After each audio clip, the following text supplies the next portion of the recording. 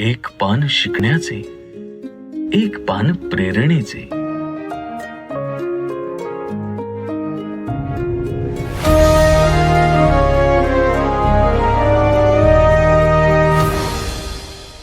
नमस्कार मित्रांनो, एक पान प्रेरणेचे या युट्यूब चॅनलवर मी प्रतीक आपलं मनापासून स्वागत करतो. या चॅनलवरती आपण भेटत असतो वेगवेगळ्या उद्योजकांना, काही मराठी अवलियांना, जे आपल्यामध्येच राहून काहीतरी वेगळं करण्याचा प्रयत्न करत असतात. मित्रांनो, सर्व सृष्टीची जननी म्हणजे माता. आपण ज्याप्रमाणे सर्व महिलांचा आदर करतो ना, अगदी तसंच त्या मातीचा सुद्धा आदर करायला पाहिजे. आणि अशीच एक आगळी वेगळी संकल्पना जोपासतायत आपल्या रत्नागिरी मधल्या संजीवनी विलणकर मॅडम. त्यांना सर्वजण प्रेमाने आत्या म्हणूनच संबोधतात. मॅडम, मी आपल्या या कार्यक्रमामध्ये आपलं खूप खूप स्वागत करतो. आधी थोडक्यामध्ये आमच्या सर्व प्रेक्षकांना आपली ओळख करून द्या. मी संजीवनी विलणकर. रत्नागिरी हे माझं गाव आहे. ह्या गावातच माझं आयुष्य गेलंय.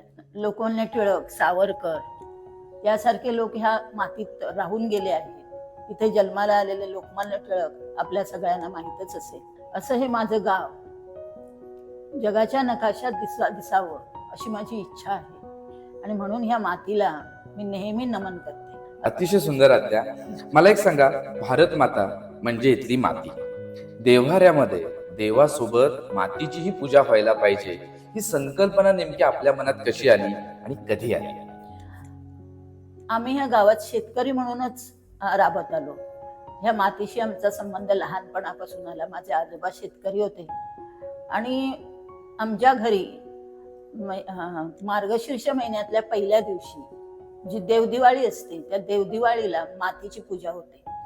ती मातीची पूजा लहानपणापासून बघायची आम्हाला सवय. ते विडे भरलेले, ते खोबऱ्याचे तुकडे आम्हाला नैवेद्य म्हणून द्यायचे. आणि तेव्हापासूनच एक मातीबद्दल आदर, माती हीच आपली माता, हे आत्ता माझ्या लक्षात आलं की आपण मातीतूनच जन्माला येतो. पहिलं बीज आपलं मातीत रुजलं जातं, आणखी माती आपल्याला जन्म देते. पुढे काय होतं तर जन्माला आल्यानंतर आईच्या दुधापासून गाईच्या दुधापर्यंतची सगळी जबाबदारी ती माती घेते. आणि पुढे जन्म झाल्यानंतर पुढे सर्व काही मोठं होईपर्यंत अन्न वस्त्र निवाऱ्याची सोयही ती मातीच करते. मग अशा मातीची, आईची आपण का पूजा करू नये? मला वाटतं मी जशी करते, माझ्या वाडवडिलांनी जशी केली तशीच मी पूजा करते. आणि तसंच सगळ्या भारतातल्या लोकांनी करावी पूजा, याच्यासाठी माझा प्रयत्न चालू आहे. अतिशय सुंदर की संपूर्ण भारतभरामध्ये आपल्या मातीची पूजा झाली पाहिजे. आणि मला वाटतं तुमचा ही जी काही संकल्पना होती, तुमची ही काही धडपड होती, हीच मला वाटतं प्रधानमंत्र्यांपर्यंत पोहोचली, आपल्या नरेंद्र मोदीजींपर्यंत पोहोचली. आणि त्यातूनच मेरी माटी मेरा देश ही संकल्पना सुद्धा होती असावी. कसा काय होता तो प्रवास? मी ऑफिसमध्ये असताना 2007 मध्ये माझ्याकडे ऑल इंडियाची मुलं राहायची. तर त्या मुलांनी मला विचारलं की काय काय आवडतं तुला? तर मी म्हटलं फिरायला कुठे जायला आवडेल, काश्मीरला जायला आवडेल का? तर मी म्हटलं नाही, मला जन्माला येऊन 2च देश बघायचे आहेत. एक शिवाजी महाराजांचा रायगड आणि दुसरं विवेकानंदांची कन्याकुमारी. मी बोलून दाखवलं आणि मुलांनी काय ते उचलूनच धरलं.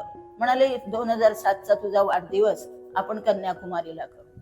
आणि मग ठरलं, मॅप बघितला गेला, पैशाची सोय केली गेली आणि आम्ही निघालो मे महिन्यात. 19 तारीखला मे महिन्याचा माझा वाढदिवस होता. त्याच्या आधी 2 दिवस आम्ही निघालो. आणि तिथे एक आमच्यातला मुलगा होता नागरकोइलमध्ये राहणारा, त्याच्याच घरी उतरलो. कुठे लॉजला वगैरे आम्ही गेलो नाही. आणि तिथे गेल्यानंतर 19 मे 2007 मध्ये आम्ही विवेकानंदांना भेटायला गेलो. तिथे त्यांना भेटलो, खूप बरं वाटलं त्यांना भेटून. आणि नंतर फिरून आम्ही परत भारताच्या किनाऱ्यावर आलो. आणि तिथे विवेकानंदांचा एका शिळेमध्ये पुतळा आहे, त्या पुतळ्याजवळ आम्ही सगळी उभी राहिलो. आणखीन गाईड सांगत होता माहिती कशी काय, ती महाराष्ट्राबद्दलचं कौतुकाचे उद्गार तो काढत होता. आणि अशा वेळेला मला काय सुचलं, माझ्या मागे मुलं उभी होती, मी वाकले खाली. आणखीन एक मुठभर माती उचलली. मुलं म्हणत होती की माती कशासाठी? पण नाही, माझ्या मनानच घेतले की ही माती आज मी उचलली आहे, हिची मी पूजा करणार आणि मी घरी घेऊन आले आणि त्या मातीची पूजा सुरू केली. थोडक्यात विवेकानंदांच्या पावनभूमीचा तो संदेशच होता तुम्हाला की आपल्याला ही जी माती आहे, ही जी आपली मातृभूमी आहे, ही आपण जपायला पाहिजे. आज तुम्ही तिथून सुरुवात केलीत. आज तुमच्याकडे कुठली कुठली माती आहे, किती देशांची माती आहे? आज माझ्याकडे भारतातली जवळजवळ जर 7 सिस्टर सोडले तर संपूर्ण सगळ्या स्टेट मधली 36 स्टेट मधली माती आहे. मातीकडे बघताना फार आनंद होतो मला. मी रोज सकाळी उठते आणि उठल्याबरोबर मातीला नमन करते. तर माझ्याकडे आता भारतातलीच माती आहे. नंतर मला एक सुचलं की आपल्या धर्माचं एक वाक्य आहे की वसुधैव कुटुंबकम. तर आपण जर सगळ्या पृथ्वीवरचीच माती आणली आणि ती जर पूजेला लावली तर किती छान होईल. पण झालं माझ्या मनासारखंच झालं. मला एक एक एक एक असं करत माझ्याकडे आज 21 देशांची पण माती आहे, थोडी थोडी आणलेली. मला एक जाणीव झाली की जगात जे रंग आहेत मातीचे ते सगळे रंग भारतात आहेत. क्या बात आहे. आणि अतिशय सुंदर. त्याचप्रमाणे तुमच्याकडे महाराष्ट्रातली सुद्धा माती आहे, हो. रत्नागिरीतली सुद्धा माती आहे. रत्नागिरीतली किती गावांमधली माती आहे? रत्नागिरीचं आमचं आधी काय ठरलं होतं की आपण सगळ्या खेडेगावाची माती गोळा करायची.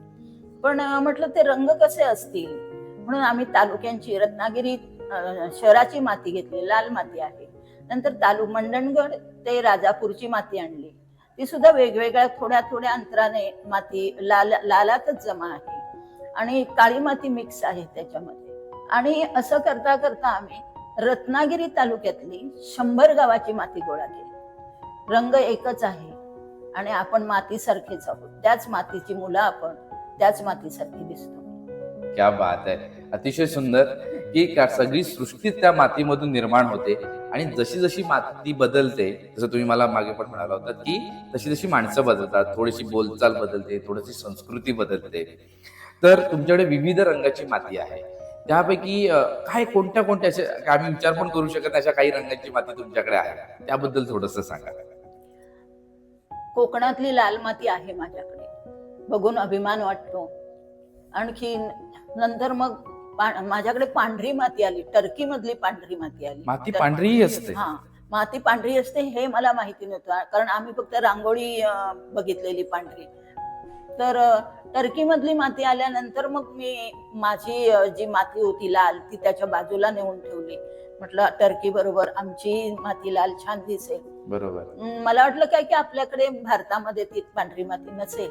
पण माझा भाचा जेव्हा आता राजस्थानला गेला तेव्हा त्याने पांढरी तशीच माती आणली. मला आनंद झाला खूप की आमच्या देशात पांढरी माती सुद्धा आहे. आपण दाखवूया टर्की हो. मधली माती सुरुवातीला दाखवूया. तर प्रेक्षक हो, ही टर्की मधली पांढरी माती आहे. अतिशय रांगोळी सारखी दिसणारी अशी ही माती आहे. आणि अगदी तशीच मला वाटतं किशनपुरा, राजस्थान किशनपुरा मधली ही माती आहे आणि ही सुद्धा शुभ्र अशी माती आहे. सो खरोखरच की मातीचे हे संपूर्ण वेगवेगळे प्रकार आहेत. त्याबरोबरच तुम्हाला रायगडावरती जायचं होतं आणि तुमच्याकडे रायरेश्वरची सुद्धा माती आहे. कोणकोणत्या प्रकारची माती आहे, काय सांगाल त्याच्याबद्दल? रायरेश्वर मध्ये मी एकदा मोबाईल बघत असताना कृषी अधिकाऱ्यांनी दिलेली एक पोस्ट होती आणि रायरेश्वरची मातीचे बॉटल भरलेल्या होत्या. मला तेव्हाच वाटलं की आपण रायरेश्वरची माती आपल्याकडे पाहिजे. आपल्या मातीमध्ये इतके रंग आहेत. त्यावेळेला त्यांनी 7-8 रंग दिले होते. पण आमचे एक बंधू, आमच्या ग्रुप मधले छंदोमयी बंधू मिलिंद क्षीरसागर म्हणून वयस्कर आहेत म्हणजे आता रिटायर झाले आहेत नुकतेच.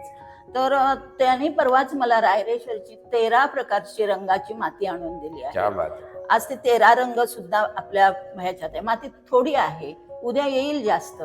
तर हे रायरेश्वरचे 13 रंग आहेत.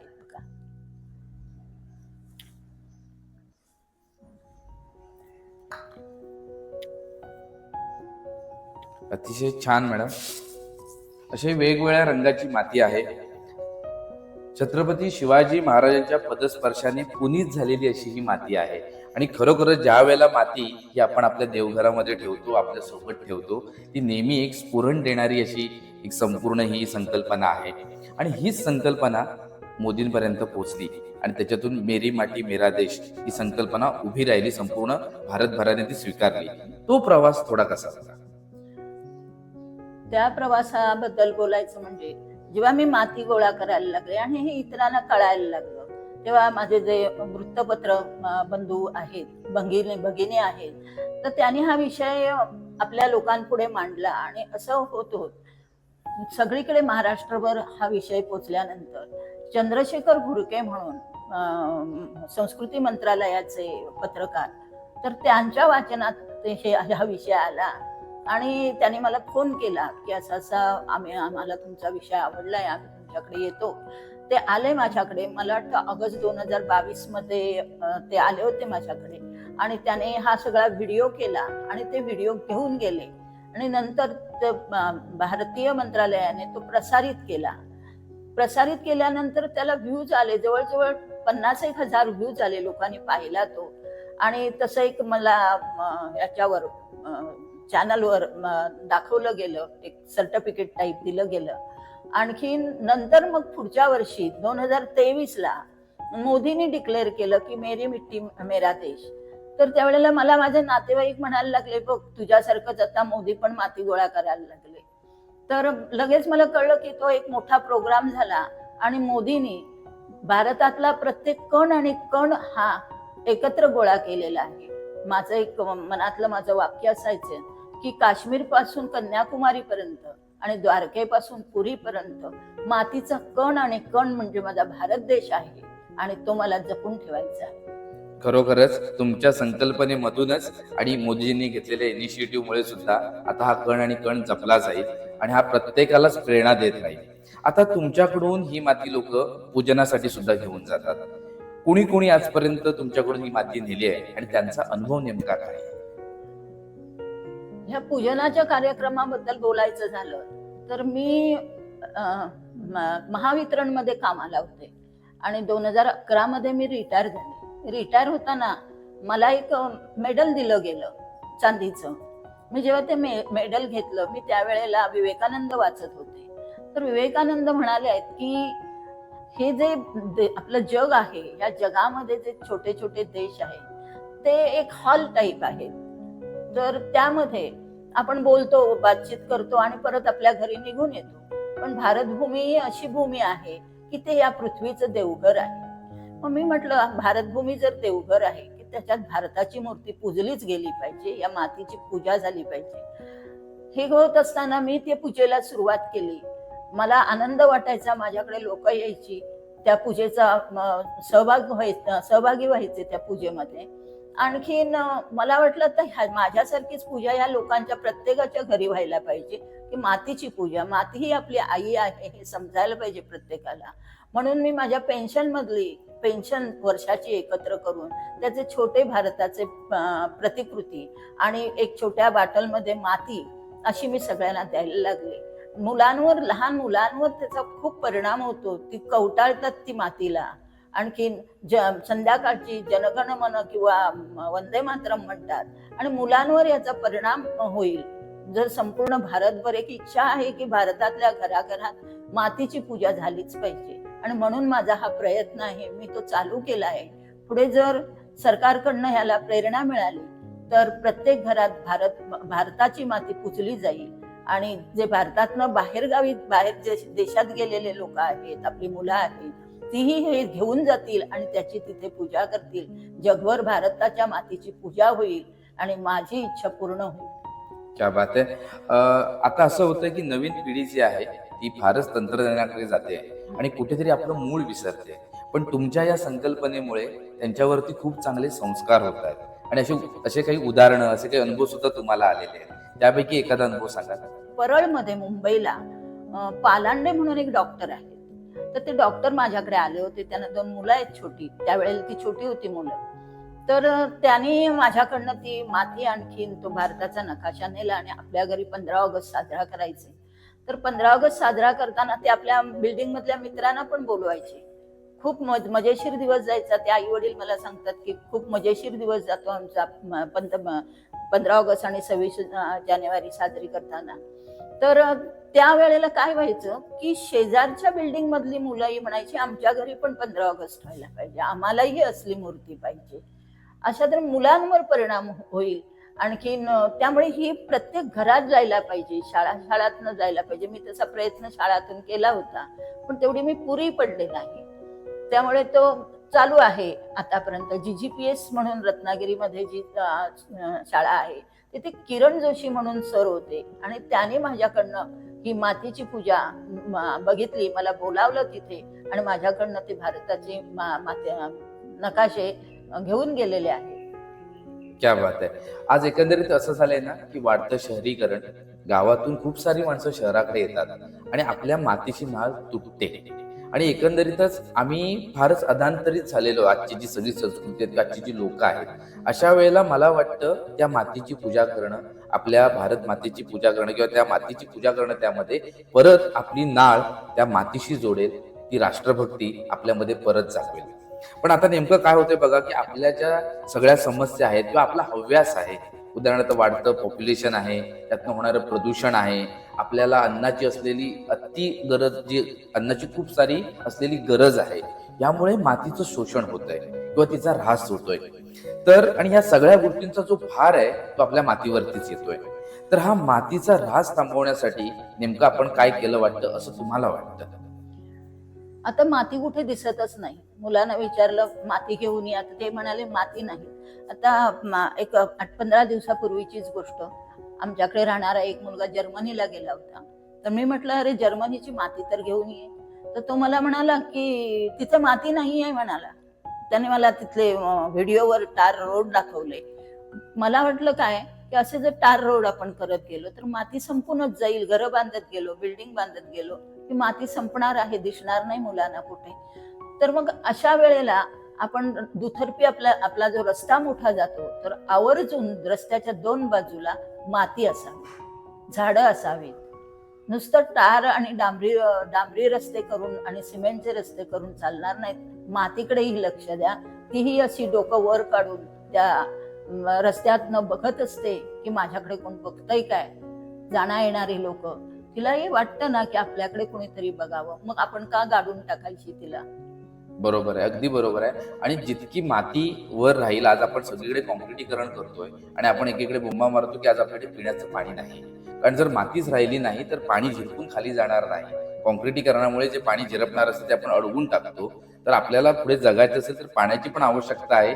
पाणी मुरायचं असेल तर परत मातीची आवश्यकता आहे. अतिशय छान.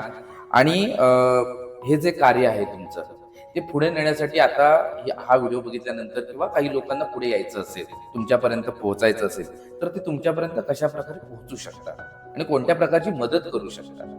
तर माझ्याकडे आता पुढची गोष्ट अशी आहे, ही माती मी गोळा करते. मला लोकांनी विचारलं ही माती गोळा करून तू काय करणार. तर मी सांगितलं, माझ्या मनात एक असा विषय आला की ह्या मातीचं आपण जर मंदिर बांधलं आणि ह्या मंदिरात जर ही माती ठेवली, आपल्या देशात 36 आपले राज्य आहेत, त्या मंदिरामध्ये प्रत्येक राज्याचा जर एक खांब ठेवला आणि त्या खांबामध्ये त्या राज्याची माती ठेवली तर ते दिसेल. माझ्याकडे कलेक्टरही येऊन गेले आणि त्याने विचारलं मला की आता ह्या मातीमध्ये, त्यांना आवडला हा आमचा प्रोग्राम सगळा. ते म्हणाले की माझ्या गावाची माती कुठे आहे. तर म्हटलं सर आली नाहीये अजून माझ्याकडे, तुम्ही आणाल तेव्हा नक्की येईल. तर अशा तऱ्हेने माती ही आपल्याकडे यायला पाहिजे, तिची पूजा व्हायला पाहिजे आणि हे सगळ्यांच्या मनात भरवण्याचं काम माझ्याकडे चाललंय. आणि प्रत्येकाने, सरकारनेही याच्याकडे लक्ष दिलं पाहिजे. शाळातून गावागावातून मातीची पूजा झाली पाहिजे. आपल्याला त्याचा परिणाम आता 25 वर्ष लागतात एक पिढी तयार व्हायला. आता जर हे आपण केलं तर 25 वर्षाने आपण म्हणतोच आहे की 2047चा भारत बघा, तो भारत बनवणारी पिढी आजपासूनच जन्माला येईल. अतिशय छान आणि अतिशय खरं तुम्ही बोललात की आपल्याला पिढी घडवायची आहे. आणि आज आत्यांचं वय आहे 73. या वयात सुद्धा जो सळसळता देशाभिमान आहे, त्याची जी व्हायब्रेशन आहे ती आम्हाला आज या रूम मध्ये इथे जाणवते. आणि हे खरंच सगळं आपल्याला शिकण्यासारखं आहे की आपण पुढे जात असताना आपली मुळं परत जपणं खूपच गरजेचं आहे आणि त्यासाठी त्या मातीचा सन्मान करणं अतिशय आवश्यक आहे. खूप छान वाटलं तुमच्याशी बोलून आणि खूप इन्स्पिरेशन मिळालं आम्हाला याच्यामधून. आता एक छोटासा रॅपिड फायर आहे. माझ्याकडे काही प्रश्न आहेत, त्याची उत्तर तुम्ही एका शब्दात किंवा एका वाक्यात दिलीत तर आम्हाला खूप आवडेल. तुमच्या दृष्टीने माती म्हणजे? माती म्हणजे आपली आई आहे आणि तीच आपल्याला जन्माला घालते. भारत माता म्हणजे? भारत माता म्हणजे भारतातली माती, तिला आम्ही माता म्हणतो, आई संबोधतो. माती हाच देश आहे. नव्या पिढीला काय संस्कार द्यावा? पुढची पिढी आहे त्याचा कल जो आहे तो पाश्चात्य देशाकडे वळतोय, तर तो भारताकडे वळवून घ्यावा. ह्या मातीबद्दल ज्ञान समर्पण करून घ्यावं. आणखीन मातीत काय आहे हे शोधावं. आताच्या मुलाने खूप काय मिळून जाईल. अगदी बरोबर आहे की आपल्या या आस्थेबरोबरच विज्ञानवादी दृष्टिकोनातून पण त्याच्याकडे बघावं आहे. तुमचं स्वप्न? माझं स्वप्न भारत मातेचं मंदिर. त्याच्यासाठी मी माझी जागा ठेवलेली आहे आणि सरकारी ह्याच्यातून लवकरात लवकर त्याच्यावर कार्यवाही होऊन भारत मातेचं मंदिर बनावं आणि त्यात सगळी मातीच दिसेल तुम्हाला. जग माती शोधायला भारतात येईल. क्या बात आहे. खूप खूप धन्यवाद. आणि तुमचा हा उत्साह, तुमचं हे संपूर्ण चाललेलं कार्य जे आहे त्यासाठी आमच्याकडून खूप खूप शुभेच्छा. आणि मला असा पूर्ण विश्वास आहे की खूप सारे लोक तुमच्या या चळवळीमध्ये जोडले जातील आणि ही चळवळ अशी उत्तरोत्तर अशीच पुढे पुढे जात राहील, जेणेकरून आपल्या मातीला जपून लोकांमध्ये आणि आपल्या संपूर्ण भारतवासियांमध्ये हा आपल्या देशाबद्दलचा अभिमान पुन्हा एकदा जागृत होईल. तर खरोखरच मित्रांनो, आत्यांकडून खूप काही शिकण्यासारखं आहे. आत्यांचा नंबर आम्ही नक्कीच डिस्क्रिप्शन मध्ये देऊ, त्यावर आपण त्यांना नक्की संपर्क करूया. अशी ही जी काहीतरी वेगळं करणारी माणसं असतात ना, ही नेहमीच आपल्याला स्फूर्ती देऊन जात असतात. आपल्या स्वतःच्या पेन्शन मधून आत्या हा उपक्रम चालवतायत, तर आपल्याला खरं तर एखादा असा उपक्रम राबवण्यासाठी कसली खरं तर अडचण येणार नाही, जर आपली इच्छाशक्ती तितकी दृढ असेल. पुन्हा एकदा आपण या ठिकाणी तुमच्या वेळात वेळ काढून आम्हाला वेळ दिलात, हा संपूर्ण तुमचा खजाना दाखवलात, या भारत मातेचं दर्शन घडवलं, याबद्दल आपले खूप खूप आभार. धन्यवाद. आमच्या एक पान प्रेरणेकडून ही आपल्याला एक छोटीशी भेट. एक पान शिकण्याचे, एक पान प्रेरणेचे.